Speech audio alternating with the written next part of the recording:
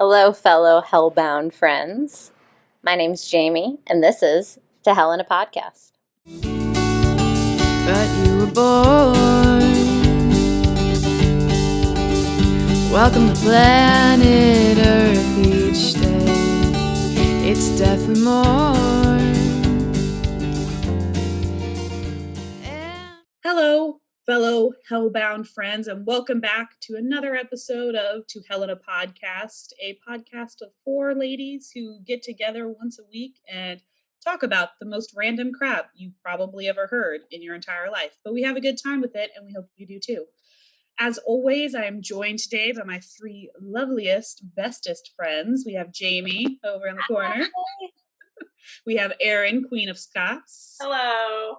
And then we have Erin, aka Dot. So we don't call her Hi. Yeah, not other Erin anymore. Dot instead, which is somehow better for her, but we let her do what she wants.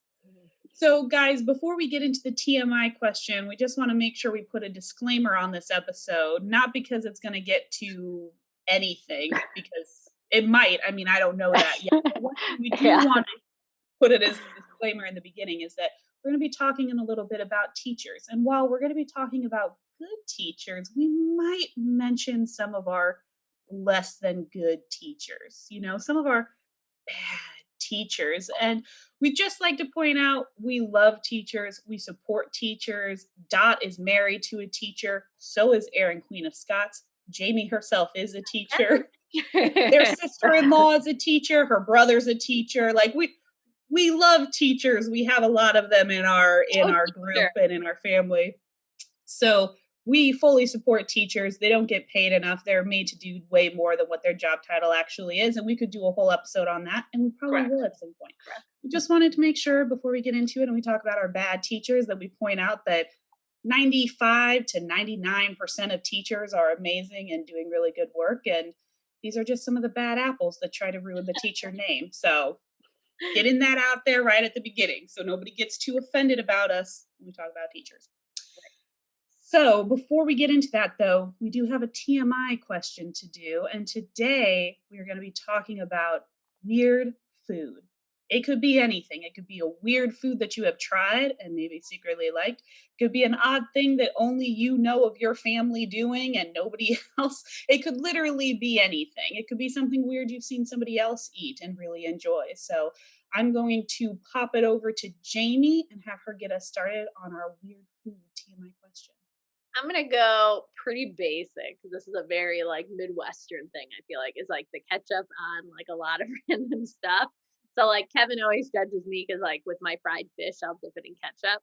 But then also it's kind of a family thing too. My mom makes ham and bean soup. So it's this creamy soup with ham and beans, and we'll put ketchup and mix it in that, which I recognize is a little bit of a weird thing. Ketchup on. It's good. It is good. I've never heard of that before, so that is really funny. It adds that tanginess a little bit, and it's ham. So ketchup is definitely the supreme condiment in my brain. And Henry, my son, has definitely inherited that. He dips everything in ketchup. I remember when he was little, he had these yogurt bites, and he went to dip them in ketchup and eat them, and I was like, oh, too far. Yeah. Now here's an important question when it comes to ketchup. Are you the type to put ketchup all over your fries, or do you put a pile and dip? Dip. Excellent. Yeah, I like certain ratio, but I have to have ketchup. I want to say I was pregnant because I was extra emotional, and we were on a road trip, and Kevin forgot to ask for ketchup at the drive-thru, and I just remember being so defeated. I have to eat my French fries without ketchup, and Kevin's a no condiment He's a simple man. Simple man. Really weird, and I just no, ketchup is a necessity, especially with fries. Yeah. Fries just feel so dry without ketchup. So ketchup, excellent. Cream. And that was a trick question, everyone. If anybody had not chosen dip, we wouldn't have been friends anymore. Yes, yeah, we would have been friends. So I'm glad that everybody agreed. I'm gonna pass it to Erin, Queen of Scots. Okay, so my weird one is, and, like, Brian judged me so much. So when I was a kid, I don't know why, and I still like this as an adult. I apparently like to like torture my mouth. I don't know. So like I would eat hot tamales and drink Dr. Pepper because it actually ends up kind of like burning a little bit, and I like love Oh, it. I still do. I'm not gonna lie. And like I would also eat like salt and vinegar chips until like seriously I couldn't like feel my mouth anymore. I still They're do that. so Like, there's good. I songs So did it Yeah. again good. with like Sour some of Patch the Kids. It's country. like Yes. the whole layer. Burns off the top layer. Like apparently I hate my mouth. I don't know, but like the hot tamale, like Dr. Pepper one, it used to like be my favorite at like the movies because we'd always like sneak in stuff because of course. Of course. And the hot tamale packages were always like $1, you know, like Walgreens or like CVS. You could always like grab them on the way to the movies. And I would get like a Dr. Pepper, and then I would like drink and eat them together. My brother one time he's like, "Why do you do this to your mouth? Why do you do this? Like, what's wrong with you?" But I liked it like a lot as a kid, and I still do as an adult. I'm not gonna lie. Like, and I can't say that was like a weird pregnancy craving that I had at some point. Like, nah, Yeah. totally. Fun Oh, fact though, literally the only pop I don't like is Dr. Pepper, and the only type of candy I don't eat is anything cinnamon based. So it's like I that love sounds Yeah, it. I awful don't do to me, cinnamon. especially I- combined, but My old coworker and I used to call each other cinnamon sluts because we always put like way too much cinnamon in everything. So like I would make something with cinnamon, and he's like, "Did you put extra cinnamon?" I'm like, "Of course I did." Cinnamon slut. So, yeah, and I love cinnamon, but cinnamon candy I can't like the Big Red, I think is that the one that's I can't stand it. I don't know why. No. that burned my That's mouth. really It's like Wow. that and licorice. I like licorice flavored Yeah. thing. Like my No, mom black got like licorice is she would good. obsess with Good and Plenty. Like she would just get all like cute things of Good and Plenty and just eat them on road trips because she knew nobody would want to share with her. Yeah. I think sometimes that's what does it is that they're just like, I gotta find something my kids don't like. And like I feel like right now the West would still be like, I take, even if I didn't like it, he'd still be like, eat it though. Just Yeah, Got to. that reminds me of like this weekend we did like a trial Easter egg hunt when my mom was here, and we put M&Ms in them, but then we put a few jelly beans, and he heard like with the jelly bean, and after eating the M&Ms, and he put it in his mouth, and he was like, and just spit it right on the floor. Thanks, Henry. Now I get to. Although normally he'll take something out that he doesn't like, and then he'll hand it to you. You're like, yeah, yeah, and you're like, I mean, which is better, really? Like, I mean, "Oh." just having them handed to you I slaughtered. will pass my weirdness then to Dot. Oh. I mean, I don't have like too many weird things. I have tried. It's not something that I drink regularly, but my mom had me try red wine and Coke together, and it makes like some sort of like sugary weird. I don't know. She got it out of some magazine. It wasn't awful, but like I mean, it wouldn't be. Red wine isn't my drink of choice anyway, but actually the Coke helps it, at least for me, because You know, maybe because of the you answered sugar. the question with that. That's weird. You answered it. You did Yeah, it. but It's weird. thank you. I've never heard of that before. I mean, I kind of did, thing. but It's yeah, a thing. weird. Yeah. Do you Yeah. use like a really dry red wine so that like the Coke makes it sweet? I don't get why wouldn't you just drink I a sweet think dessert red so. wine? I don't. Well, I guess it's like if you don't have. Oh, it's a type of it's a Spanish cocktail. yeah, Red wine and Coke Oh. together. yeah. I remember I Yeah. tried it once. I don't like Well, sweet. Like I like Yeah, dry you like actual red wine. wine, so like it was too sweet for me. Ah, No, what I do you love. know? Well, we learn something It's new a every thing. day, but That hard is a pass thing. for me. Thank you. Hard All pass. right, Kelly, round us out. Yeah, so mine, I don't know that it's super weird. I've never, ever, ever heard of anybody else ever doing this, but it's something that my family has been doing since I was born. So, and my dad literally invented this when he was like 16 or 17, because as everyone knows, teenage boys like are hungry constantly and all the time. And so what he does is he takes little mini powdered donuts and he cuts them in half just right out of the bag. He cuts them in half, he lays them on a sheet pan, he slathers them in butter, and then he sticks them in the oven and he broils them until the top gets super melty and crisp, and they are so freaking good. Well, texture, is it end up like getting more crunchy, or is it soft? Well, that's just the thing, is that the bottom stays soft, right? And it's like it almost gets like not it's like not custardy, but kind of, because like the butter like melts down into it, Kind of and you like have some bread of this- pudding-y. Yeah, kind of, but then like the top outer edges, you let it stay in there until those start to get like a little bit like darker brown. So then you have like a little bit of crunch and then like the really soft. And there's like the butter and the sugar. I mean, it's like it's so bad for you. I mean, it's just awful. But he made them since he was a kid. He made them for my mom. I don't know of a time in my life where we didn't make them, and we don't make them all the time because again, they're terrible for you. Like, I mean, you should only do it every once in a while. But literally every Thanksgiving and every Christmas for like as long as I've lived, we've had that as like our breakfast. Nice. And it's so good. I would recommend like little like a little tradition. It is, and I will continue to do it until I am an adult, and I'll have to pass it on to somebody, even though I'm not planning on having kids. I'll just have like walk into a school and been like, guys, one of you guys needs to try this. I'll make it for the children. Yeah. I really recommend trying it, especially, I mean, just like if you like donuts and like butter and sugar don't offend you, which if they do, why are we friends?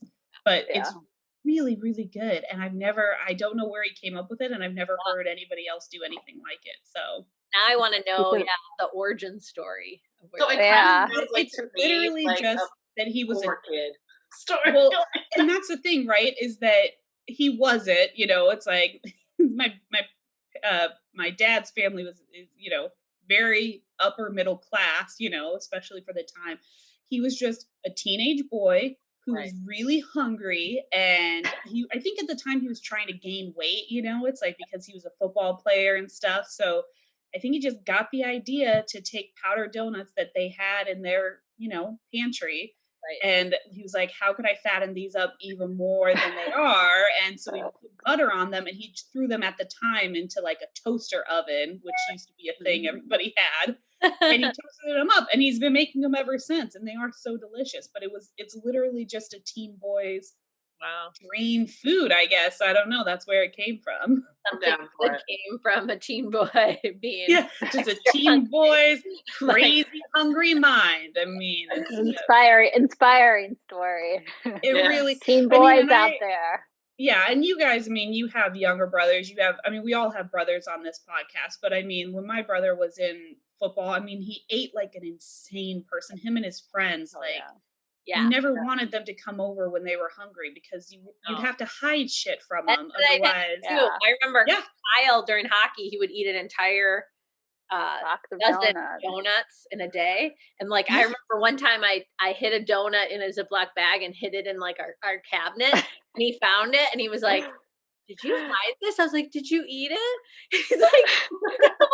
Like that was my first reaction, was like, no, did you eat it? No. I thought I outsmarted you. That's why I'm like scared to like put Henry into sports. I'm just gonna be like out of you'll be paying for it in food bills, but oh my gosh, it was craziness. And they like our pop, I mean, just they decimated every time they came over. So but in this one instance it came up with something really great. So it did. But all right, guys, moving on. So like I said, we're going to talk about some of our worst teachers. That's going to be the first thing we go around and talk about, is either probably one, maybe two of just your absolute worst, most hated teachers. But we do promise we will end on a good note and talk about one of our most favorite teachers. Because are we going to name our worst teachers by name? Oh, I will. I hate her. I don't care if she hears this. I hope she does. Yeah, no, I got no qualms about. Don't be a bad teacher if you don't want to be called out on the podcast. We're naming names. Yeah. Oh yeah. No, what's she gonna do about it? I verified to make sure I was gonna use the right name, and it is true. That is the name, because I didn't want to call out a teacher for a person who it wasn't, but it was her. Yeah. So I will start with my most hated one. Again, we will end with our best because we love teachers here and we support them in everything that they need and do. But starting with the worst, I have been lucky in life that I have not had a lot of like really bad teachers. I mean, I've had some okay ones. I have a big personality, so I've had some that I just haven't gotten along with. I can think of one sixth grade science teacher who we literally were such a terrible class to her that she quit after her first year of teaching. So I'm not going to say that I haven't had my fair share of being terrible, but this woman was the worst teacher I ever had. Her name was Miss Ham. She was our debate teacher, and she sort of got involved with drama because for some reason those two connect all the time in school, which I'll never understand. And they shouldn't. yeah, they shouldn't.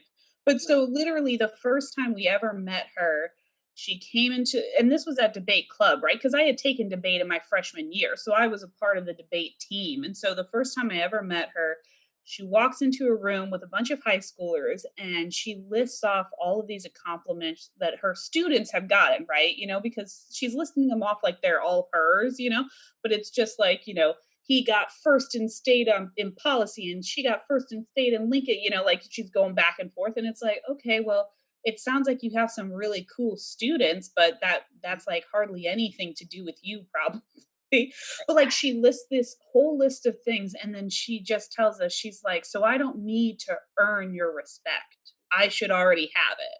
Like that's the way, and that's how she introduces herself. Not like, hey, I'm Miss Ham. I'm glad to like meet you guys and I'm excited to work with. No, that's the way, because for some reason her ego was so small and fragile that she had to impress a bunch of high school debate students. Like that's how tiny, that's how fragile and delicate her ego was. Anytime that you think you're going to gain respect just by being like, I don't need to, like, you need to just give me respect. It's like, have you met high school?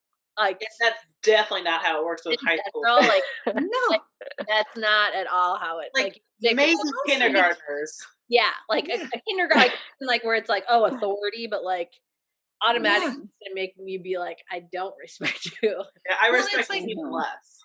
Yeah, because for me, it's like I was raised to respect teachers. I was never a disrespectful student. It's like my parents would have kicked my ass if I had been disrespectful in school. So it's like, I respect you because you're my teacher and I'm your student, but I hate you as a person and I don't respect your career in debate. Like you've done nothing. Like come back and tell me you're like this amazing defense attorney who just decided to turn over a new leaf and become a debate coach. And I'd be like, you know what, that's pretty cool. Right. But right away, me and her did not get along because she very clearly wanted students who like worshiped her, like that's what she wanted. And obviously I'm not the type. I'm not very worshipful of anything or anyone. But so she she hated me. I actually ended up quitting debate because I couldn't stand her. She was so terrible and and she made debate not fun anymore. It's like you go to debate club and she'd like make you sit there silently and work on stuff. And it's like the whole point of this is for us to talk and bounce ideas around and, like get social interaction. Like it's freaking high school debate, Yeah.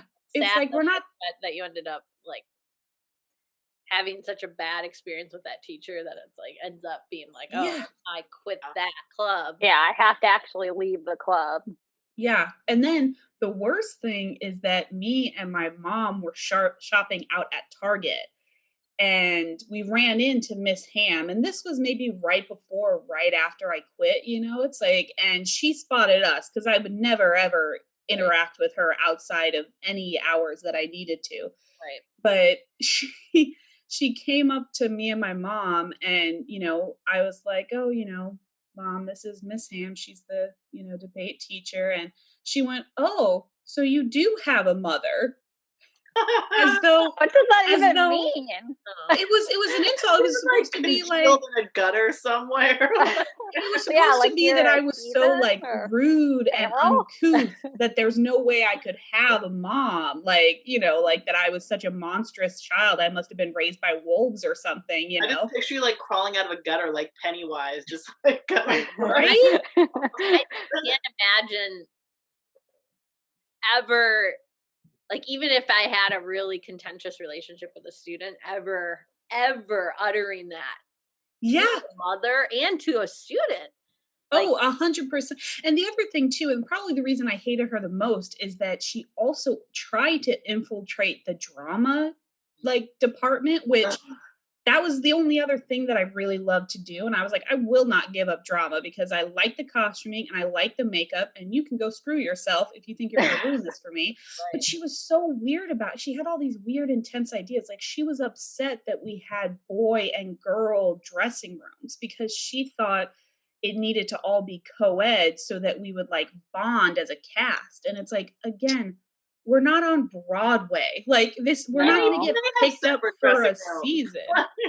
Do you know what I mean? It's like we're high schoolers. And so I remember being in the, you know, boys' dressing room, and we are laughing about this, and we're talking about how we should, you know, like that we should pretend like we're just having an orgy or something in the middle of the dressing room. So when she comes and she knocks on the door and she's all pissed, then we can be like, oh yeah, like we think there should be co-ed dressing rooms too, Miss Ham. Because she was so pissed because the boys' dressing room door, when it closed, it locked automatically. So you had to open it from the inside, or you had to have a key, you know? And so at one point she's like banging on the door wanting to get in, and we're like, go fuck yourself. Like go ask Mr. Davis. I don't give a shit. And thank God for Mr. Davis, because it's like he certainly like tried to work with her, which I'm sure he was kind of pressured to, but he like did not take any for shit. And he did not let her influence any of the students or like who he liked or didn't like. But yeah, Miss Ham, apparently she moved to France at some point, only a couple of years, and I hope you're dead in a ditch somewhere. Honest to God, you were awful. You're a bad person. She doesn't deserve to live in France with wonderful French wine and French cheese.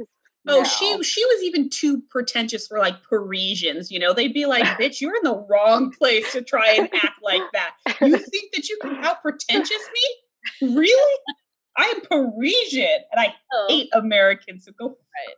Exactly. Now we're gonna lose the lucrative Parisian audience. Now, I have to say, if you are a Parisian, be proud of the fact that you are some bougie motherfuckers, because it makes your city amazing, and it makes your like pastries even more delicious somehow. I don't know how it is, but that's the reason, is that if she had been a French Parisian person, I would have been like, you know what, this makes sense.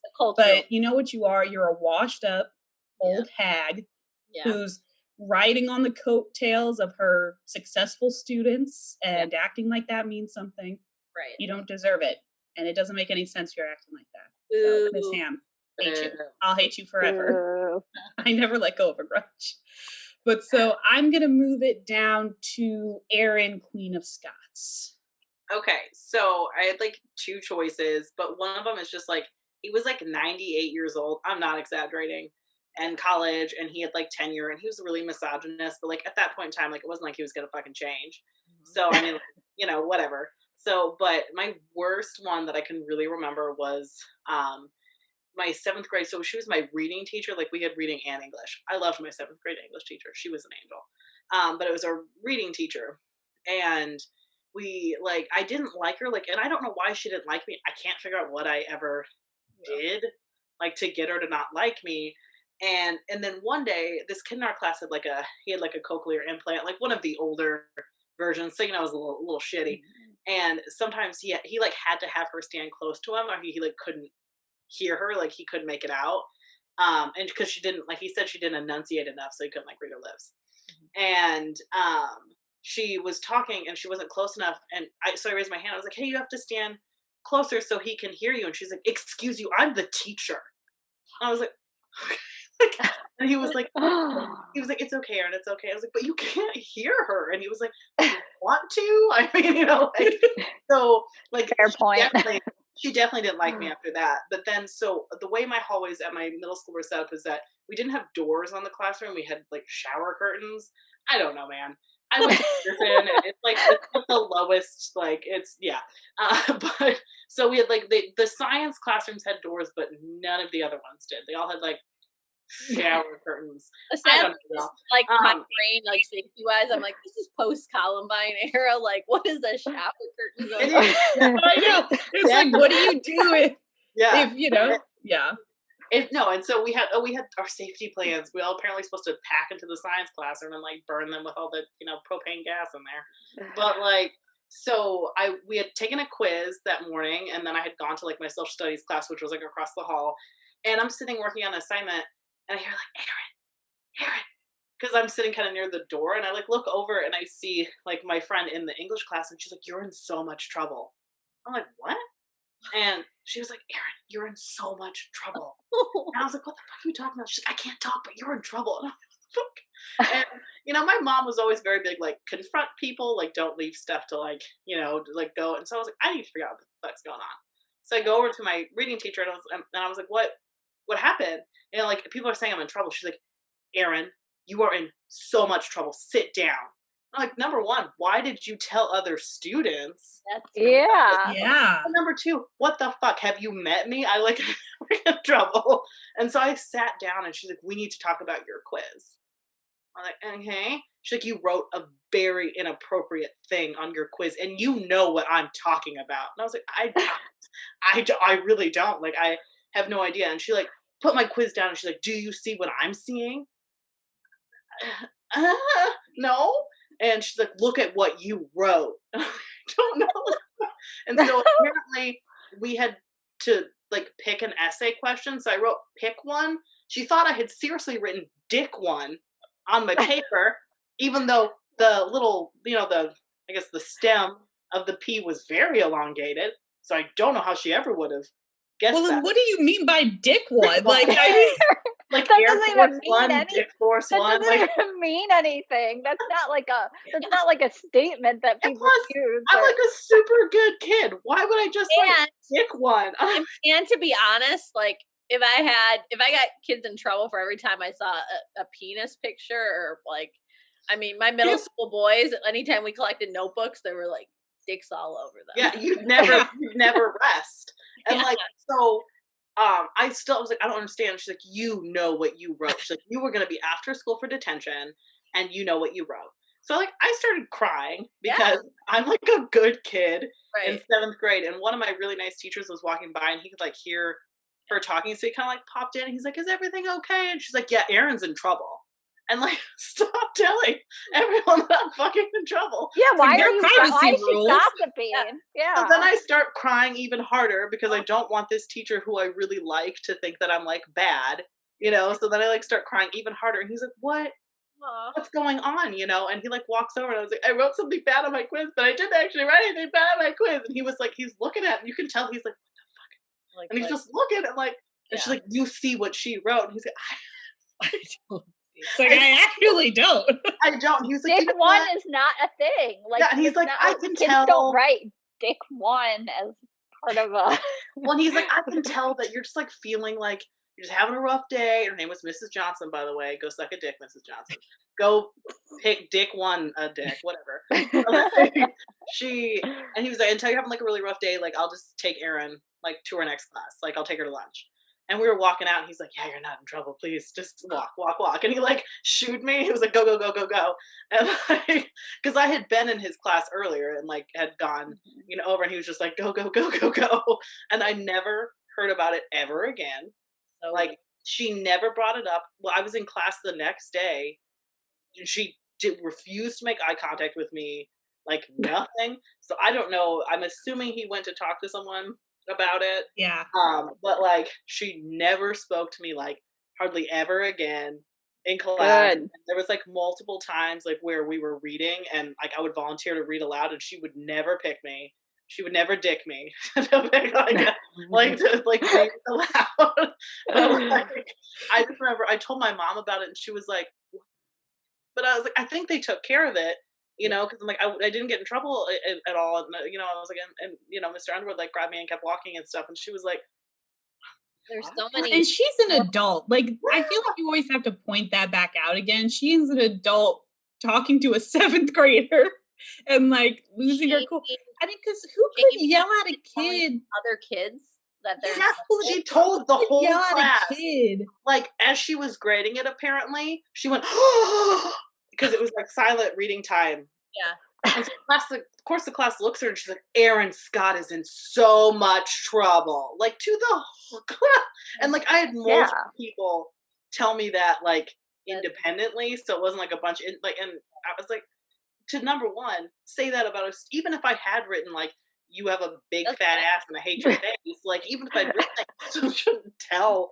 Like, I shouldn't. Yeah, hear you I'm in keep it trouble. on the down low. Like, from a classmate whispering to me across our weird curtained hallways. Like, I shouldn't hear that. But she, like, I hated her.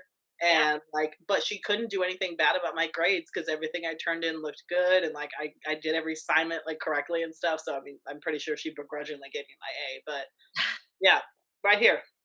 Yeah, right here. Yeah. All right. You can go die in a ditch with Miss Ham. I put her in that category. But not in France. Mrs. Johnson, I never met. Hate you though. Yeah, hate you. All right, so I'll go with Jamie next. Mine. Yeah, I've had like bad professors, but yeah, a lot of times it was age, just like way out of touch. But my worst by far was our 8th grade, Aaron Dot and I's 8th grade language arts teacher, Ms. Thurber, and she was just out there. Like, she made us in 8th grade practice handwriting. Like, so my handwriting is not good, but she like made us practice. And if we weren't holding the pencil right, she would try to like correct it. And it's like, we're in 8th grade. Like, we're not going to learn how to write as 8th graders. And then she like had this game. She like tried to make this game where you had to be like quiet. It was like some ball game. It was so weird. Yes, Silent Ball. Silent Ball, yeah. Oh my god, I totally remember that. Quiet. And then like, of course, because we're middle schoolers, we like rebelled, and she like got so mad. Yes. And I just remember. I remember doing like the first day of class, we had to do like she was making us like fold papers, and I'm just really bad at like crafty things. So like I couldn't like the first try, I didn't fold it in thirds, and she like freaked out on me, and like she thought I was so dumb. And I was just like, I'm just really bad at craft things. I don't have good spatial awareness when folding things. That doesn't mean anything. Yeah, she was just like so just odd, like things like that, where you were just like, and she looked like the stereotypical teacher. Like, you know, she was always wearing like turtlenecks and then like strap like A-line dresses and she wore the vests with like books on them and stuff. Yes. Yeah. Remember, she used to talk about her ex-husbands like, all the time. One who choked her. Sorry, was that plural? Like the husband. Really? I think it was the one specific. She talked about one choking her, and this is like 8th grade. Like, that was like the first day of class. I remember somebody warned us, and so we were prepared. And I started laughing. I started laughing uncontrollably. And you know, once I get like a case of the giggles, I cannot stop. And I just kept, because somebody was like, "Hey, just heads up, she's gonna be telling you these stories about the husbands." It was shit, bizarre, weird. But can I just say, I've always had an ace in the hole when it comes to handwriting, and this has worked for me since I was a small child. But anytime people would get angry at me about my writing style, I'd be like, "Oh, okay, well then show me how to do it left-handed." And they'd always be like, "You're fine." I literally would be like, "If you can show me how you do it left-handed, I'll do it the way you're saying to." I was like, "Then you're not making no sense to me." So frustrated because she would try to take your hand and change it, and you're like, "I'm in 8th grade. There's no way I'm going to change how I hold a fucking like you can pencil. tell me to slow down and maybe take some time, like make it more legible. Sure, yeah. But like, I ain't changing the way I hold a pen now, girl. It's muscle memory. We were doing like those sheets that you have like first graders. With like the dotted like cursive, lines. yeah, the cursive sheets. Like like making sure the letters, you know, were in the right spot. Like had to be. Yeah. It was wild.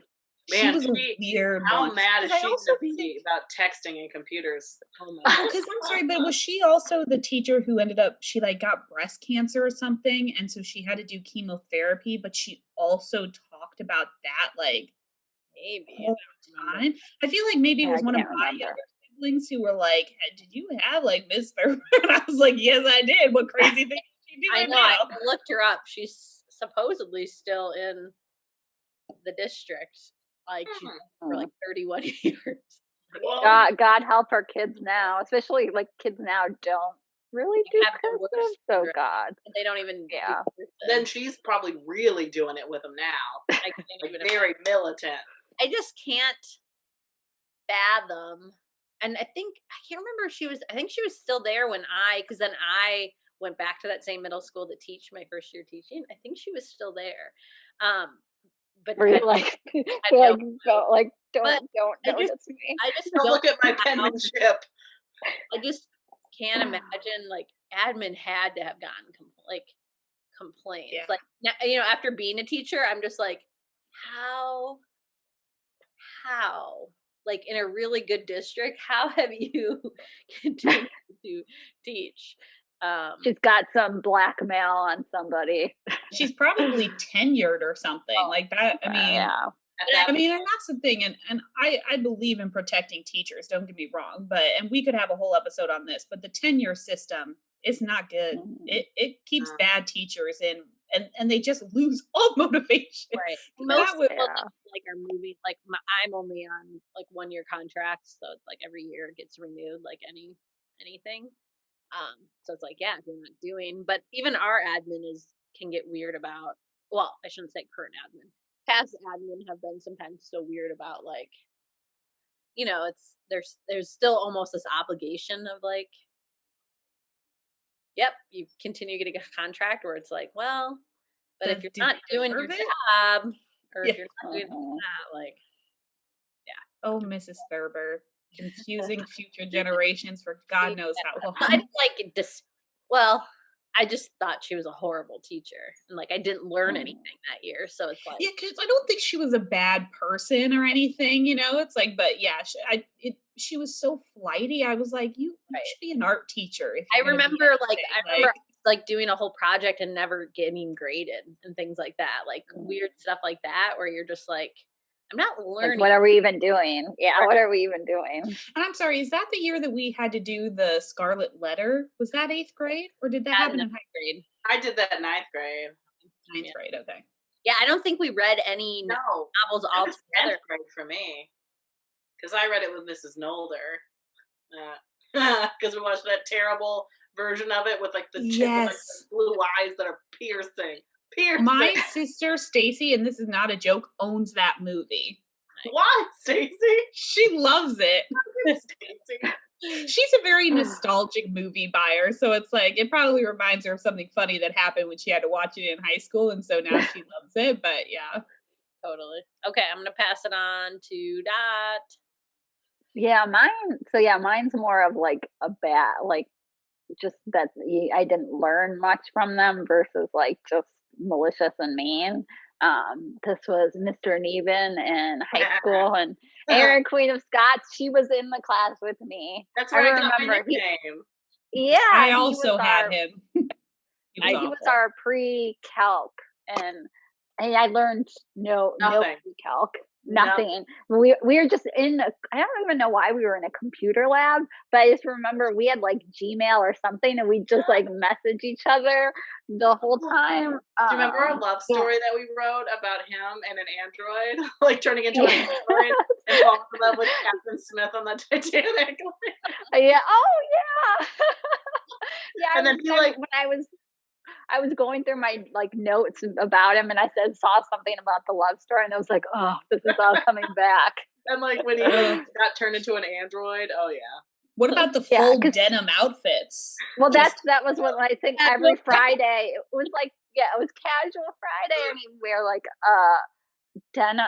Is it The actually a Dutch denim one. jumpsuit, or was it It was a certain denim pants? button-up shirt tucked And then into pants. Yeah. So it denim looked like a pants. denim Looked like jumpsuit. this. Yeah. Yeah. I just remember Yeah. the casual Friday because he'd wear Yeah. I know. He like It was every legitimately- Friday. Every Friday he Yes. would wear it. And he legitimately thought I was a moron, I think, because I remember I went in and I was like, dude, I can't, like, I have to at least get a B in this class. Like, math is not my thing, but I at least have to get a B. And he's like, I'll give you extra credit. And the extra credit were packets that I'm pretty sure were for second graders, because one of them was solving when the next leap year would be. So it was like the God. last leap year was it happened every 4 years. We had one in 2000 and 2004. When would the next one be? And then it was like just another packet, pre-calc stuff. like Pre-calc Yeah. stuff. converting centimeters to inches. But it raised my C to a B, and that's all I care about. But as I was doing Yeah. it, you think I'm a He was just fucking so moron. weird. Yeah. You know, he was just weird. Yeah, and I just remember the random day that he called. He was calling on somebody, and he was like, "Evil one." And we were looking around. I'm like, who was he talking about? Well, he was talking about me, even though he had never. It wasn't a nickname that we had like decided upon, or he had told me about. Plus, he had never even had Jamie as a student, so why was she the good one and I was Maybe the he meant evil that one? you were the evil Aaron, that I was the good Aaron, and you were the evil. I don't know. I don't All I know. know is he'd always call me I feel evil, like he evil said one. something to me Like, once in the hall though, and I was like, I don't know you. That's a good thing. It's good to have not known him. Like, Yeah. yeah. He's literally the only class that I've ever had where I actually failed. I've never gotten an F in a class before in my life until him, because he is actually a teacher who hated me. He's probably right below Miss Ham, but there was one day where he had told us that we could come in the next day and finish our homework, like, and that we'd be and then suddenly in the middle of it, I get called out, and they're like, get your stuff because you're leaving for the day. And I went up to him and I said, I'm so sorry. I was like, I didn't know that I was getting called out. I was like, I haven't finished the homework. I was like, can I turn it in tomorrow? And he just like, got demon eyes. Like, he got so pissed. It's like, students just thinking they could pull the wool over their teacher's eyes. And I was like, dude, I literally did not know that this was going to happen. And it was, my mom had pulled me out for like some fun thing that she like wanted to surprise me with, but like I had no idea. And of course she had to tell the school it was like a doctor's appointment or something, right? You can't just be like, I'm just bringing her from jail for a day. But I mean, and then ever since then, like I couldn't get extra work from him. I learned nothing about pre-calc from him. I learned a lot about the railroads and Warren Buffett for no reason. And yeah, he was obsessed with Warren. Warren Buffett, it's all he ever talked about. I don't know if I went through one class where he didn't talk about Warren Buffett. He at least talked about him like 2 or 3 times a week. Could have gotten in on Berkshire Hathaway, but didn't. He maybe talked about that in like at least 38% of the class. Yeah. When I had to retake pre-calc, like they almost put me back with him again. And I went to my advisor and I was like, if you put me with him again, I will literally raise such hell, because I just told her, I was like, he's a terrible teacher. He should not be teaching, because all he cares about are the really smart students in his class who can like solve calculus on a computer. And it's like, that's all fine. But he didn't even teach them. He didn't teach them. He didn't teach them, and he didn't let you use the computer on your test. So it's like, I need to know how to do it on paper because you don't let me use the other resources on tests. Like, I feel like the math teacher, because I'm remembering my stats teacher, Mr. May, who was like the most depressing. Like, he was a bad teacher. Like, was he the one who was pissed that his son didn't get a full ride to like UNL or something like that? See, I had like a really nice stats teacher. He was like young, like really young. No, I'm talking about the older one. He was kind of shorter. He would always wear beige. Like, he was just. Oh no, that wasn't mine. And every day he would do it, or he'd go sit at his desk and like look like he was just like contemplating like the end of his life, and then go up and then do on the projector thing. He'd do like a problem, and then he'd go sit again. Like, you would do. Now maybe you had him after me, because when I had him, we were out in one of those, because at the time, Millard West wasn't big enough for everybody, so they had those like little portables? pod, trailers that you had classrooms in. And something about that, he was in that trailer and his son got like a 34 or something like that at UNL and didn't get a full ride scholarship offer. And like those two things, he was the most bitter, angry old man. He was pissed he even made us do the statistics on his son not getting in and what his like statistical likelihood was. That was a statistic question that we worked out. Like, I'm not even joking. Oh, that's so embarrassing for him and his son. Poor son. I just remember like how horrible is this? So I had him for half of a year, right, in class, 90 minutes every day. I can't remember how our schedule. Every day, baby. Yeah, And, the block schedules. Kyle, so my younger brother, got put into he was going to be in his advisory thing, whatever, at the beginning of the day. Like, so that was when we were graduating. So the next year Kyle was going to be a freshman. So my mom had me go with, like, on the night where you meet your advisor and stuff to like help pick out classes and stuff. And he came around and he like introduced himself to me. He thought I was a freshman, and I'm like, I'm in your class currently and have been for half a year. Every for day. 90 minutes each day. You don't even recognize there's one thing to like not remember your name, which is would also be horrible, but like look at somebody's face and be like, it's because he was having an existential crisis like every day, Jamie. Okay. Like, I just not like like as a teacher, like somebody you see every day. He's like not. Well, he definitely wasn't. I don't think he was looking at. He wasn't looking at his students. The most confused, like what? Like, and I just remember dying when I found out Kyle had him for his advisor. I was like, oh no, because it's not a good way to start high school. I know, I was lucky. I had the librarians as my advisors. They were like the most kick-ass ladies in the entire high school. They were amazing. I don't even remember who mine was. I had a nice lady. I can't remember who she was. She was nice.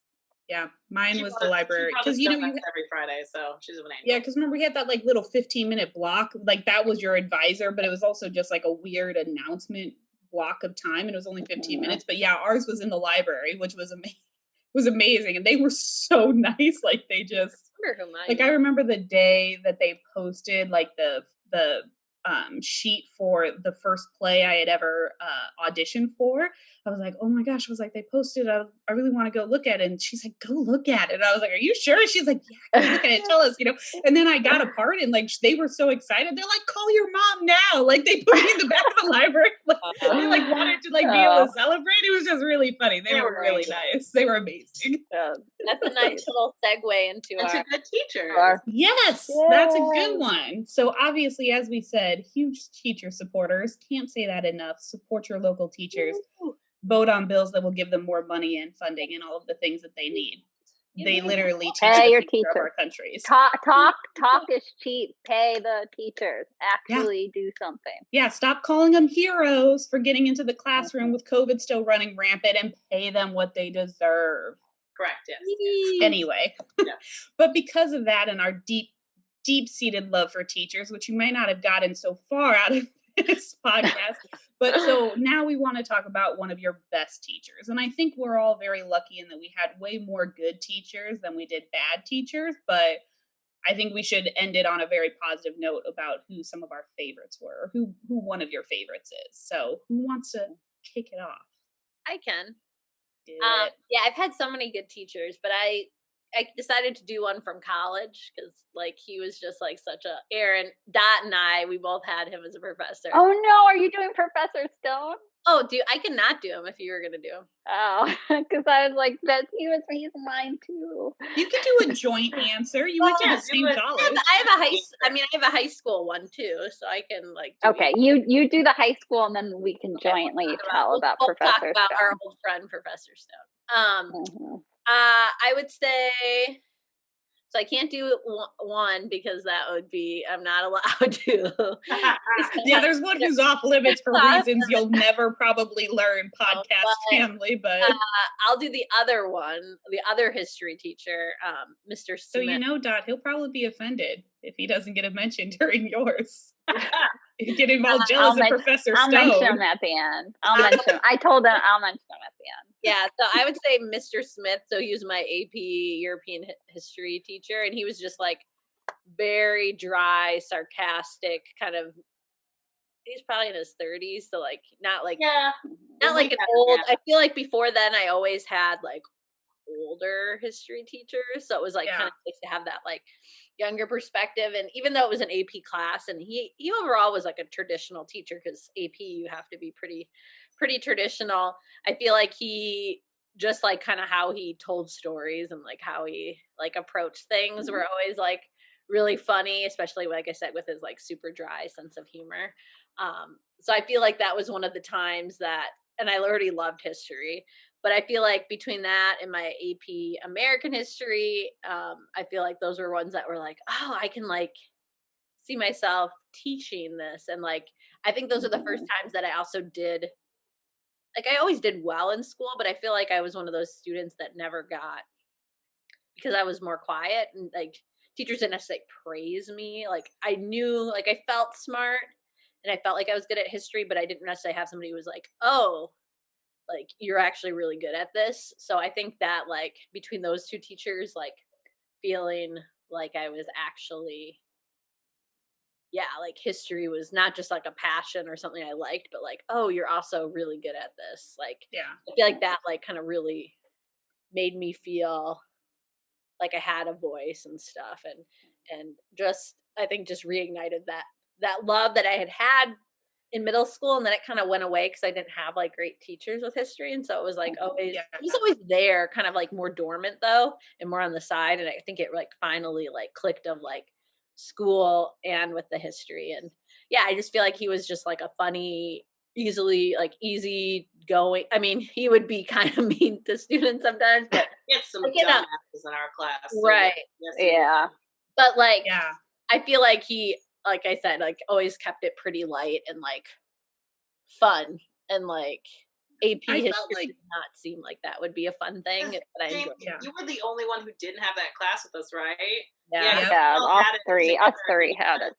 Because I remember just thinking, this is the first time I feel like I get to actually have a discussion about the topic, and not just somebody teaching at me about it, you know, like you really it's not just like it wasn't just dates too, it was just like it was, you were fully immersed. Exactly. How does this connect to this, and why is that important, and what do you think about it? You know, it was much more like it was much more teaching you how to like be just a full-time learner, like just like sort of a lifelong learner, rather than just being like, I have to teach you this stuff so you can pass tests so that I keep my job, you know, like thinking critically. Tell us passion too. Like that was the big thing, like being able to tell their passion for the subject. And I think Kelly saying that, it's like, because like my school that I teach at, and something I really emphasize is like that lifelong learner aspect and approach. And I think seeing that modeled, and I feel like that was also a time where I felt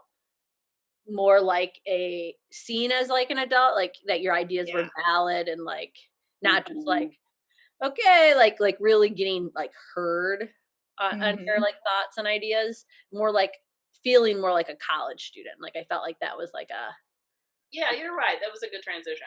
So like totally feeling not that he's like, oh, you little like, you know, you guys and your like views on this, like you felt like you were heard and stuff.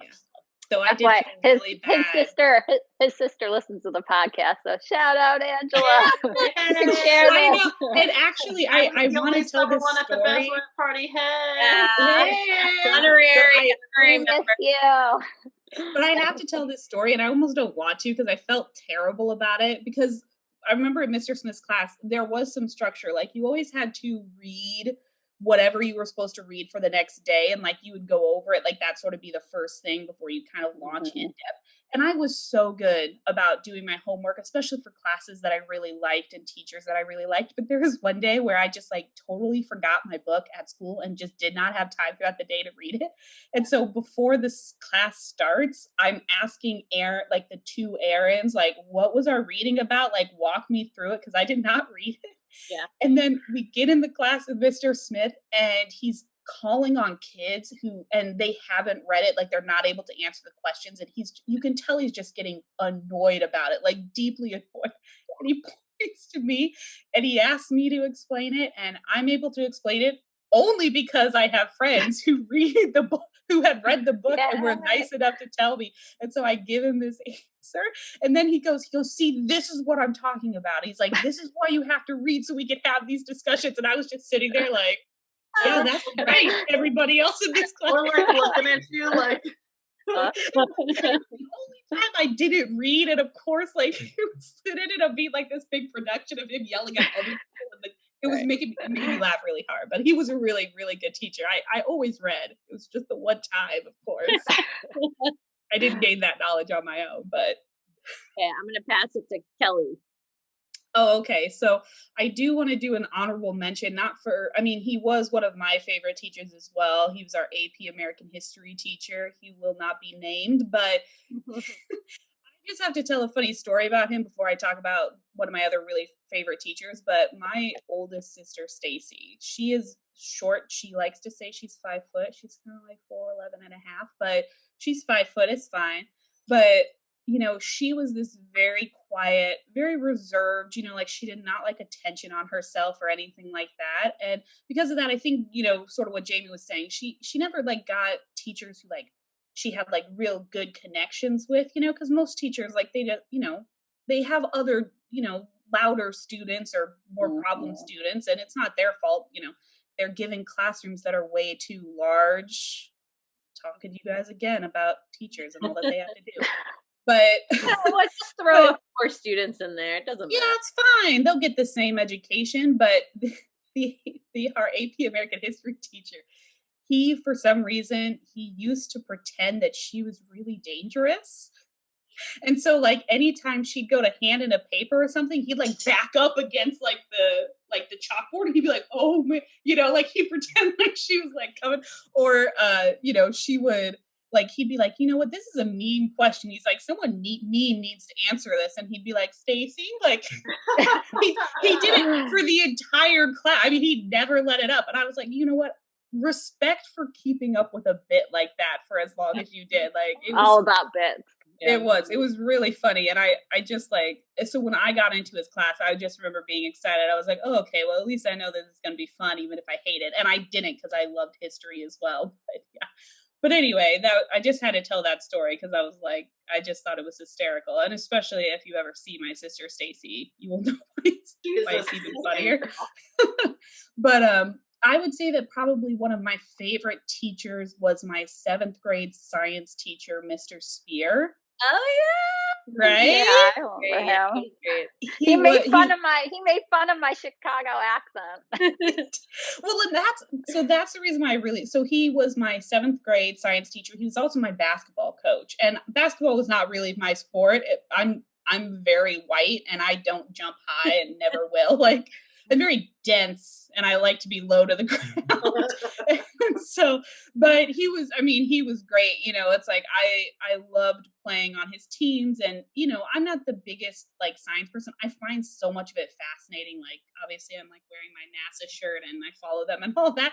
But for the most part, science was not really an area that I like loved or anything.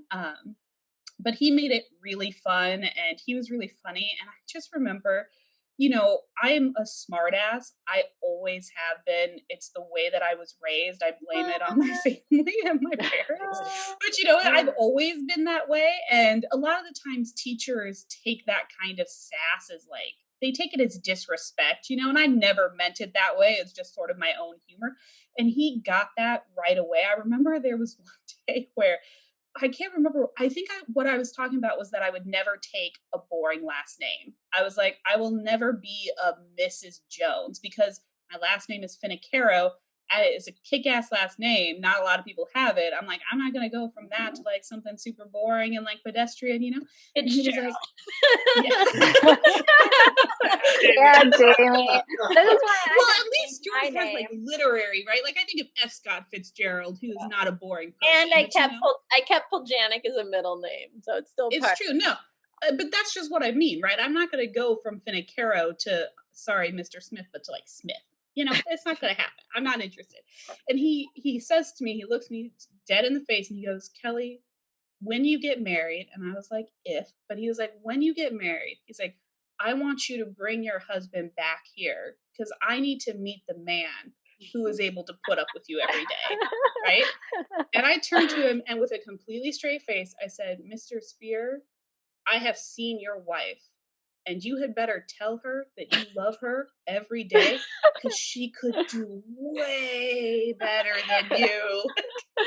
And students in my class literally gasped out loud. They were like they were just expecting, and all he did is he just started laughing his ass off, because he was very much one of those, if I dish it out, I better be able to take it. And I don't know, we just had a great relationship. I just felt like, here is a teacher who's just like, this is the type of person that you are, and I appreciate that about you, and it's totally fine to be that way. Do you know what I mean? Yeah.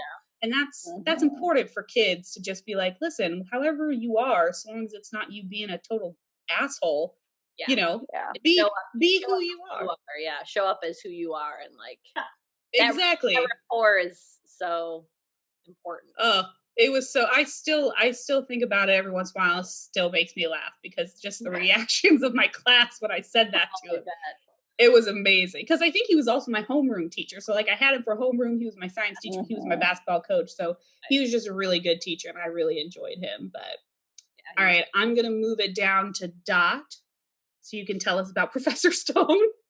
Yeah, so Jamie and I will tag team this. So she technically had him first. I had him first and passed on the love to Dot. Yeah.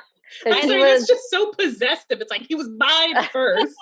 Well, she was like, you have to take his class because he is amazing. And it took his Civil War class at the U, and it was one of those big, pretty big classes. I think we probably had 60 or 70 in the class or whatever. And I just remember, and he had this amazing mustache. Yeah, he had a mustache which he would stroke as he was talking, and a cowboy hat, cowboy boots. So I love him already. His family was from old school Texan. They were from Texas before. Did he have the accent? Yeah. Oh yeah. Oh, I love him. He loved Bob Dylan. Dylan. He would do impressions of Bob Dylan and always mentioned. I remember he did the German professor from Little Women once, and I was like, oh, this is the best. You're the best. Yeah, he would just tell story. He was just a storyteller. So he'd weave these stories. Yeah. His class was so hard. I remember the first test, having to know all these battles and very specific things. And again, I didn't think he knew me at all. But did he require? I think he required you to come to office hours. There's some reason I went to office. Yeah, and he would. I think you had to an old friend, just the most warm. He was so warm, so warm. Yeah. Talk about Bob Dylan and all these things, and then I remember at our first test, I scored the highest in the class, and he called me out on it, and that was one of the first times that it was out of all these people. And he then I took then Aaron and I took the American West. Didn't we take that together? I think so. I don't know. All I know, he would say Tombstone. He would always reference the movie Tombstone. So we kept that was how many times he would reference it. Oh yeah. But it was a fun one. Not our way we used to telling Mr. Neven, right? No, I mean he was just so warm and daughter too, which was really cute because he was this old guy, but I just love that he was a Western guy, a Texas guy teaching the American West history. I took I took 3 or 4 ended up 3 or 4 classes with him. And then now he mostly teaches, and then he used to be in politics. He used to help in DC. Yeah, he was in the Johnson or something. But he was just and then he would, if you were in his class once, then he would call you an old friend. So he'd be like, "Oh my." That was what I was gonna say. Oh, you're stealing all of mine because go. I remember that, because that was the second class I took with him. Everybody was introducing themselves, and he was like, Aaron, an old friend. And it was we had been friends since the 1960s, and it was amazing. Oh, But that's yeah, so he was So cute. just, cute. yeah, we were like we both loved him. We were like mini stalkers, and we just like go to office hours together so we could talk to. And yeah, and he loved F. Scott Fitzgerald. So Here's him from bonded. 2017. Oh, wait. I just want to like get in my mind what I think he looks No, like but so he that I doesn't can have the see him. mustache. This picture doesn't have I- a mustache. It's Okay. okay. I can insert my own mustache. Yeah. Yeah. Oh, Oh, this is on C-SPAN, so with the cowboy Yeah, hat, but no, I can totally. Yeah. I Totally watched. see I him. made Matt watch that before because when I was telling him who I was going to talk about, and I was like, he's just because you hear his voice and he has like a little bit of the Texan accent, and I know. I he- remember he's just he wrote us a was it a Christmas card? Remember one year? Oh, yeah. We stayed in touch like a little bit after college, and I so wish that we had for longer. I reached out when like you- my first year's teaching here in the cities, and like we exchanged one email, and then like something like it just never continued, and I was like, oh, Continue it. you know, I Try know, again. we might have to, but yeah, it's just you know, when you have that vision of college and you think that you're going to have these amazing professors and have these great interesting conversations with them, that was him. And yeah, that's why we just kept taking his classes because it was it didn't there matter. wasn't anything I better. hear about the American West that much, like, and I didn't even really care about American history at that time. Now, obviously, I teach it, but before I was really more into European. But I was like, I'm going to take any class this guy. I took a Minnesota history class for him, and I was like, do I care about Minnesota history? Not really, but yes, Will I I will. take this And class? Yes, I will. And then we took a graduate seminar with him, so I think we were the only undergrad people there. And gave like special permission to take it. yeah, he gave us special permission. He like visited different historical societies and like archives, and one was in Stillwater, which is this like super cute town right on the river. And we got drunk at lunch. We had like lunch, and Aaron and I got like, because then we just had to walk. We got wine drunk. Yeah, Oh no. and then we're in these archives and like just like giggly. Yeah, we were like, I we're love totally. I'm sure we were like, we're totally pulling this off. I'm sure it was very obvious, but we're like, we got this. So yeah, shout out Professor Stone. He was easily the best professor at school, and yeah, totally a classic college professor. Who you think of when you think of that? I'm trying to look him up at the U of M. I don't know if he still teaches there. I tried to. It looked like he did. He does. I had to go in like the specific like faculty. I think he does. I'm like, So anyway, Erin, Queen of Scots. So I do have to give like a shout out to my whole graduate school professors, and I never had a bad one. The whole time I was there, all of the adjuncts were like amazing. All of the like full-time staff were amazing. Like everyone was wonderful. But I'm gonna do undergrad. So I went to Jesuit university, and I'm a filthy heathen, but they gave me a really good scholarship, so like whatever. But and it was close to my aunt, so I could move out of state, and like my mom would let me, and like it was fine. So we had to take Christianity 1 and Christianity 2. It was like required. And I was like, fuck, like I am a filthy, dirty heathen, and like I don't want to take this class. So and it was my first class, my first day of undergrad. And I sit down, and like the professor's, he's like maybe in like his late 30s, like a handsome, kind of like very just, he looks like a college professor. Like if you put a tweed jacket on him, he'd look like what you picture. And he comes in and he's like, hey, how's everybody doing? Good. I am not a Christian. I do not believe in any Christianity. I'm teaching you this class from a historical standpoint. We're talking about how like Christianity impacted like the development of the world and like how, but he's like, I'm going to dispute a ton of your beliefs and like buckle on up. And I was like, I am very happy. I'm here. I'm here for this. But he never did it in like a disrespectful way. It was always just like, this is the history of it. What you've been taught is not correct. Like very much like this is actually what happened.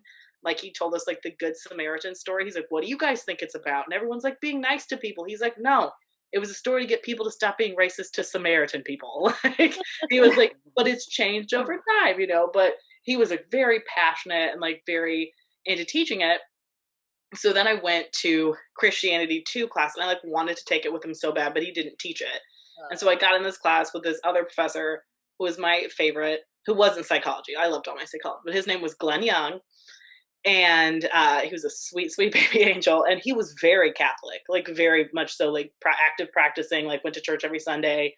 But he also taught it from a historical standpoint. And he started class the same way. Like, I'm super Catholic, but I'm not going to teach you anything from like a Catholic. I'm going to do very like historical and whatnot. And like they both would call people out on their bullshit like consistently. Cause I also ended up taking my swing class with Dr. Prentice, who was my first professor, and it was like Latin American and Caribbean religions. So it was all very like fun, but like stuff that we didn't really know a lot about. And so people were very, very racist in that class.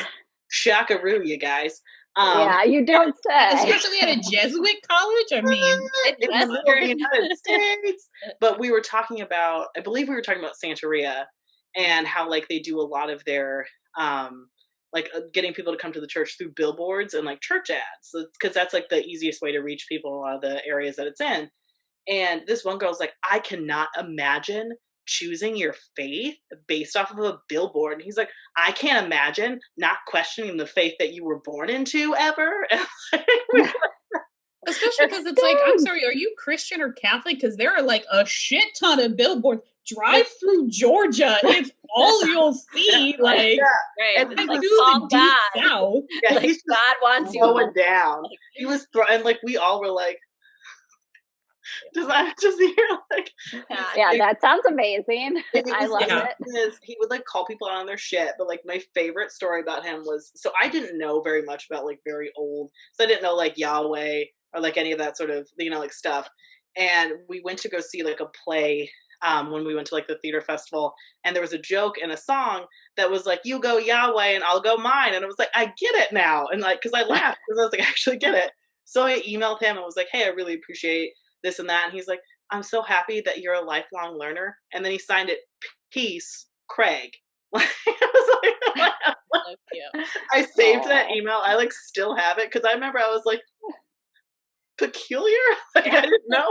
Like, and plus it made me super uncomfortable when college professors would ask me to call them by their first name. Yeah. Like I understood that they were asked, but like I'm like, oh, but the respect I have to do, like, and like Yeah, I feel like Professor Stone wanted us to call him Paul at some point. Well, I was like, like, you are my- Professor Stone. well, because my theater professor, who like I also love, she's an angel. She like would not respond to Dr. Proctor. Like she would not respond. And one time I was like, Dr. Proctor. And finally I was like, Susan. And she's like, yes. I'm like, you did that on purpose. And she's like, I really didn't. She's like, I actually don't respond to that at all. I'm like, but you've been married for like 40 years. And she's like, like, I don't know, man. So it was one of those where I was really happy. Like, I feel like Dr. Prentice was like the perfect example of like how you can be respectful of something, but like also still question it. And like Glenn was like the perfect example of how you can like still believe in something and like actively question it like all the time. And he was always willing to like hear people's arguments and like discussions, and he was never like disrespectful about it. And he was never one of those professors, like, because there were some Christianity professors apparently at my school who were like, they were intense. One of them was like 90 years old and had been at the university, I'm pretty sure, since the like Renaissance era. So I mean, like, you know, like where I got apparently really lucky and got, and because I would never have survived in those classes if they were like, you have to believe this is very like, I wouldn't have survived. So like the fact that I had, and that was my first professor, like my first day of college, and That's amazing. he's a sweet angel. And like Glenn got his doctorate and tenure, I'm pretty sure, while I was there. So God bless him. He's an angel. That's Man. awesome. He also went to Vegas with us as our student chaperone, our teacher chaperone. So it was awesome. Like, he was a really nice guy. God bless him. All right. And is there nothing better than teachers who will call people out on their bullshit? I had a geography teacher in elementary school, actually, or maybe, I think it was 4th grade. And he was the first one who basically, he like told our class, he's like, don't call anything weird. He was like, you're not allowed to call things weird in my class, because obviously teaching geography teaches you, you know, all about the world. And he's like, what you call weird is totally normal other places. And I remember that striking me at that point, because I'm a kid. Like my world is super small. Like, I'm not educated and I haven't gone anywhere. And I just remember being like, oh, that's right. Like that makes total sense. And I carried that throughout my whole school. And still now I'm like, well, it's not actually weird if that's what they do there. Like, it's just but different. it is. I love that. And I do love and need to point out that literally all of us besides me chose history teachers. So history teachers way to Christianity ish teaching you from this point of view of history though. I mean, it's like I'm just saying history teachers. We've had some badass great. My second choice that I was gonna do was also a history teacher, so like I can't say that wasn't what I was gonna do. So. Yeah, it's true. The win. But all right, guys, that's all that we have for today. I hope you guys enjoyed this episode. As we've said time and time again, please make sure that you support teachers. It's so important what they do, and they spend so many hours of their life outside of work, they don't just go home and don't think about it. It's like, and they're severely underpaid and in so many areas severely underfunded. And so if it's not something that you're aware of, if it's not a thing that you're aware of, we really encourage you to research it, especially in your own area, and go out there and vote in local elections. Especially that's where changes for your local civil servants and teachers, that's where it happens. So we really encourage that out of everybody, because we have lots of teachers in our lives and on this podcast, and we see the hard work that they do every day, and they certainly deserve to be compensated for it. And more than anything, and I think what a lot of teachers want is they just want funding within the school, so they're not spending their own money to try and make their just don't want to have to buy my own damn pencils, please. Yeah. Is that so much to ask the taxpayers of America to stop giving it to a bunch of rich corporations? Well, we won't get political about it, but please, make sure that you research that kind of stuff and make sure you go out and vote, especially if there's something teacher related on the docket, because we need them. And we got to make sure we keep the good ones around, so the next generation are complete and utter assholes and idiots. So our Gen Alpha children, Jamie, we gotta look out for them. Exactly. Because I mean, like, you get to have kids. I have a niece who's now in preschool. It's like, and you're just reminded all over again how important teachers are to the development of kids. And I don't want Nora to ever run into a teacher who's bad. It's like I want her to always have good teachers and good resources. So even if you don't have kids like me, you probably know some kids. Do the right thing. Probably know some kids. Yeah. I'm just saying, you probably know some kids. There's some children out in the world. Might see a kid at the store. I don't know. It's true. It's like what John Green says. He's like, I don't have any kids, but you know what I really hate? Stupid adults. So pay for education. Yes. So. But anyway, guys, we hope you enjoyed this podcast. As always, please make sure you like, rate, subscribe, all of that fun stuff. Follow whatever it is on Instagram, wherever you listen to podcasts, or on YouTube. And we hope you all have a wonderful week, and we will see you next time. Bye. Bye, guys. You didn't ask for a bird, but you were born. Welcome to planet Earth each day. It's definitely more. And while we watch you die,